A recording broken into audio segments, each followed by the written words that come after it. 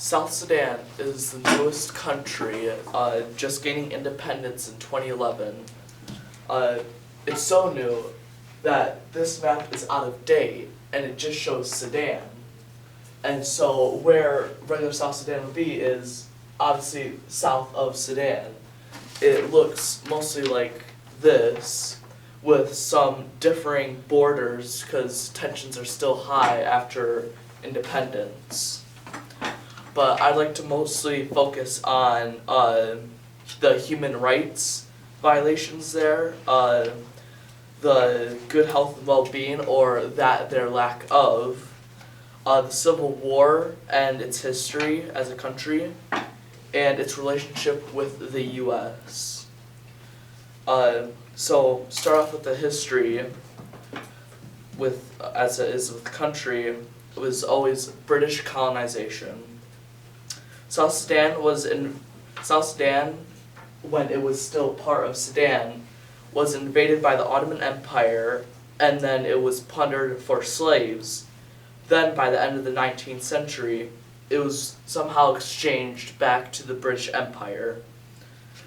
South Sudan didn't accept British rule, so while the North was modernizing, the South stayed stagnant while the British were trying to maintain order. This led to a greater rift between the North and the South. Sudan as a whole became independent in 1956.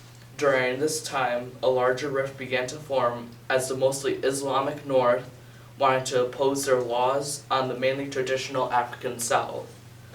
Because of this, and the fact that many of the Southerners feared that their culture and freedom would be oppressed more, Sudan plunged into a civil war that would last for 17 years, from 1955 to 1972.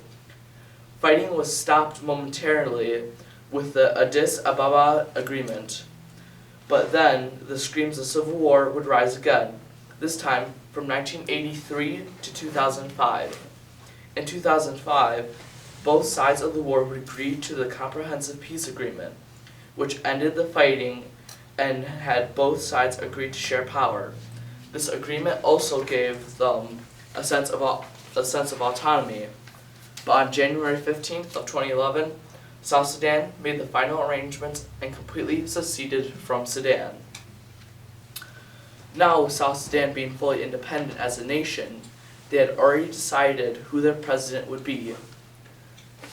One, Salva Kiir Mayardit, with his vice president being Riek Machar. After several political disagreements, however, involving Salva Kiir assuming more power for himself, Riek Machar was ousted as a traitor and the South Sudanese Civil War began.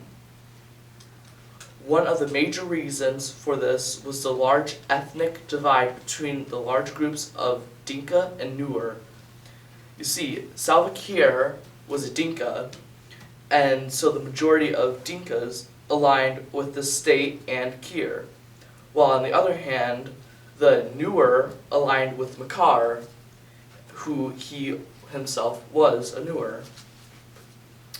While this war raged on, both sides of the war targeted civilians who they believed supported the other side. Men in the army raped women of innocent villages, and both sides forcibly recruited child soldiers in their armies. This led to some of the worst levels of human rights during a wartime since World War II. After years of fighting, however, both sides gathered to determine peace. In 2018, both sides decided to agree to meet in Uganda to sign the Khartoum Declaration of Agreement. This included a ceasefire. The final nail was put in the Civil War's coffin with the revitalized agreement that would formally end the war and bring peace to South Sudan. For this next part, I would like to talk about the U.S. relationship between South Sudan and America, obviously. This was sourced from the United States government website state.gov, and all the stuff that was before was sourced from Britannica.com, and then UFC, not UFC, trying to think, I'm sorry. Yes. I don't know, I'll continue on.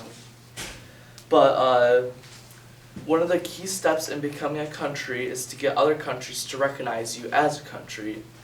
The U.S. was one of the first to recognize South Sudan as independent. A fun little piece of trivia is that this hat that Salva Kiir is shown to be wearing is actually a gift from George W. Bush as a sign of friendship.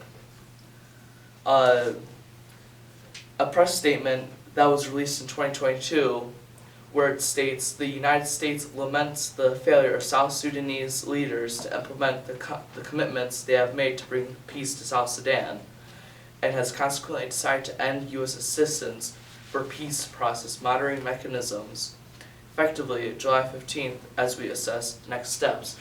This was because the biggest intentions of the United States was to end all the violence in South Sudan and to help the people there grow as more than just war and violence. This was then a result of the United States sharing about 656,000 COVID vaccines to South Sudan to help them get their economy back in working shape. With all this input into South Sudan, the United States has to be one of the biggest influences in the region for them. Another way that we can see this is how both our coat of arms look pretty similar, with both imagery of birds uniting the nation, because essentially our influence on them influenced their way of government to a democracy, and it even leaked into their coat of arms. In conclusion, South Sudan has an uncertain future that cannot be determined as of right now with the immense political tension, but they have shown time and time again to have a fighting spirit that is insurmountable to other nations.